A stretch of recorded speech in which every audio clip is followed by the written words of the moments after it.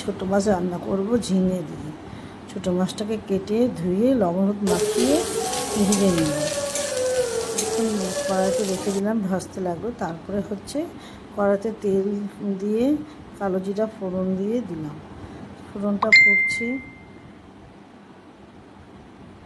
তারপর আমি মশলা করে রেখেছিলাম, দেখাচ্ছি মশলাটাকে। তোমার মশলাটা এর মধ্যে আদা রসুন পেঁয়াজ আর লঙ্কা, ঝিঙে কুচি কুচি করে কেটে রেখেছি। এই যে মশলা মিক্সিতে করে রেখেছি। তারপরে যে মশলাটাকে ভালো মতো ভাজতে হবে।